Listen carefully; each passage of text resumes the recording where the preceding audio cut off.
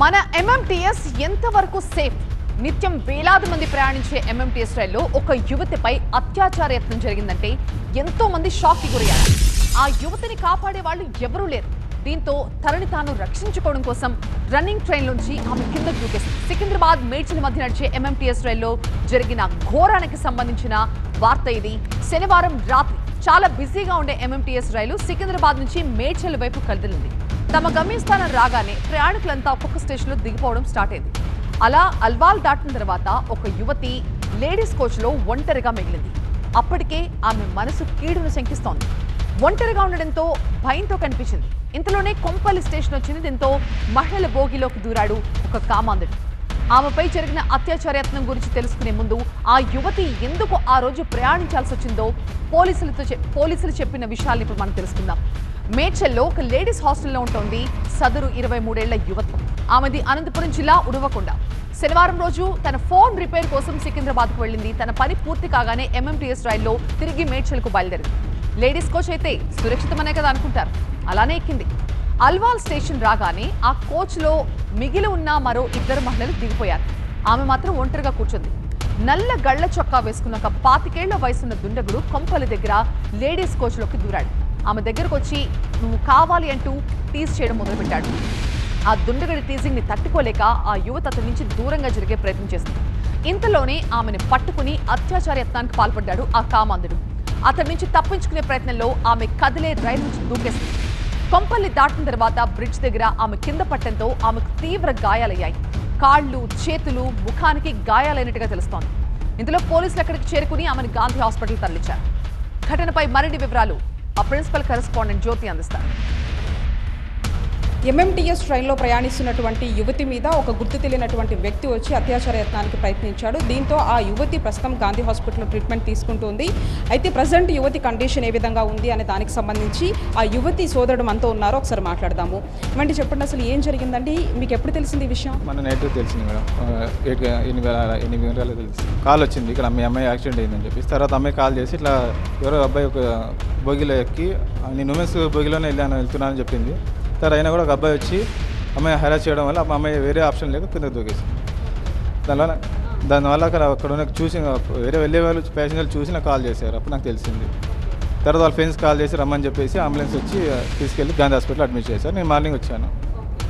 ఇప్పుడు తన పరిస్థితి ఏమైనా ఉంది? తను మాట్లాడేలాగా ఉందా? తను అడిగారు అసలు ఏం జరిగింది, తను ఎక్కడెక్కింది, ఈ గుర్తు తెలియనటువంటి వ్యక్తి అసలు ఎక్కడెక్కాడు ఏంటి ఏమని అడిగారా? అడిగాను మేడం. సికింద్రాబాద్లో అమ్మాయి ఎక్కింది మేడం. సికింద్రాబాద్ నుంచి నాచర్లకు వెళ్తా అంటే మధ్యలో ఎక్కింది. అబ్బాయి 2 అమ్మాయిలు అమ్మాయి ఉన్నదంట. అమ్మాయిలు 2 వేరే స్టేషన్లో దిగిపోయారు. అబ్బాయిని చూసుకోలేదు. ఆ అబ్బాయి ఎక్కడెక్కడ అమ్మాయి గమనిలేదు. తర్వాత చూసి దగ్గరికి వచ్చాడు. ముందు పేయటం వల్ల అమ్మాయి భయపడి కింద దూకేసింది. తన పరిస్థితి ఎలా ఉందండి? ఇప్పుడు ఎక్కడెక్కడ గాయాలయ్యాయి? ఇక్కడ మొత్తం ఇక్కడ స్టిచెస్ పడ్డాయి, ఇక్కడ పడ్డాయి. మాట్లాడలేని పరిస్థితి ఉంది మేడం. పైన పొలాన్ని ఊడిపోయాయి. మొత్తం ఇక్కడంతా సర్జరీ చేయాలన్నారు. అమ్మాయి డిగ్రీ అయిపోయింది మేడం. చెప్తే 3 months అయింది వర్క్ చేస్తుంది. అందువల్ల ఇక్కడే వచ్చింది. జాబ్ చేస్తూ అప్ అండ్ డౌన్ చేస్తుంది మేడం. అది వీకెండ్ అని చెప్పేసి వీక్ ఆఫ్ అని చెప్పి బయటికి 4 వెళ్ళింది మేడం. రిటర్న్ రూమ్కి వెళ్తా అంటే అలా జరిగింది మేడం. 7:30 ఎక్కినప్పుడు ఆమె ఒక 8 ఆసుపాస్ కింద దూకిందని మేడం. దాంతో నాకు 9 గంటలకు కాల్ వచ్చింది. అంటే 1 hour వరకు ఎవరు పట్టించుకునే లేరు, ఏం లేదు. అమ్మాయి పోలీసు వాళ్ళు కాల్ చేసి అంబులెన్స్ కాల్ చేసి అయినా 1 hour వరకు ఎవరు రాలేదంట. అక్కడ ప్యాసింజర్ లెవెల్కి చూసి గమనించి ఆమెను కాల్ చేయడం జరిగింది. అక్కడ రైల్వే స్టేషన్ కూడా ఏం లేదు, ఎంటీ ప్లేస్లో అలా దూకేసిందా? అప్పుడు ట్రైన్ బయలుదేరేటప్పుడు అలా జరిగింది మేడం. ఎంటీ ప్లేస్లో దూకేసింది. వేరే ఆప్షన్ లేక ఒక బోగి ఇంకో బోగి కనెక్ట్ ఉంటే పారిపోయేది. అక్కడ లేదు, ఒక బోగిలో స్టాప్ ఉందంట మేడం. ఒకే బోగిలో వీళ్ళిద్దరు ఉండడం వల్ల అలా జరిగింది.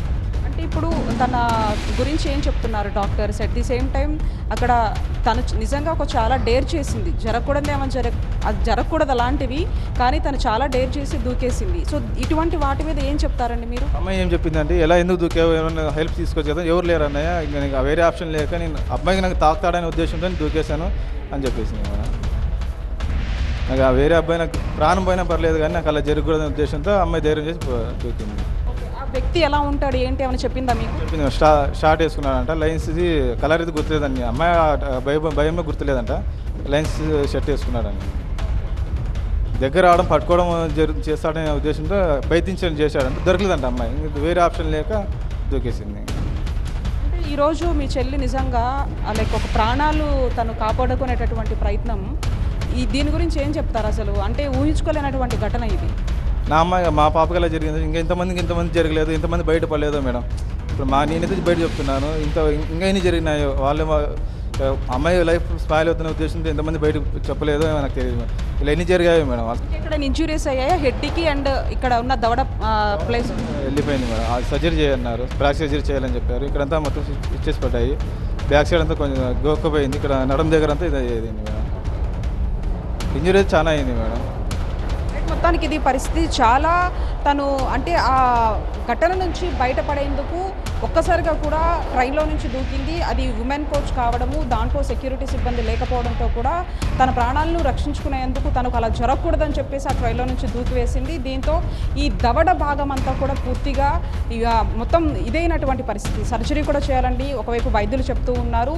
తన చెల్లికి జరిగినటువంటి ఈ ఘటన మరి ఏ యువతికి ఏ మహిళకు జరగకూడదంటూ కూడా చెప్తూ ఉన్నాడు ఎవరైతే యువతికి సోదరుడు. విజువలిస్ట్ యూసఫ్తో కలిసి జ్యోతి టీవీ9 గాంధీ హాస్పిటల్ నుంచి హైదరాబాద్.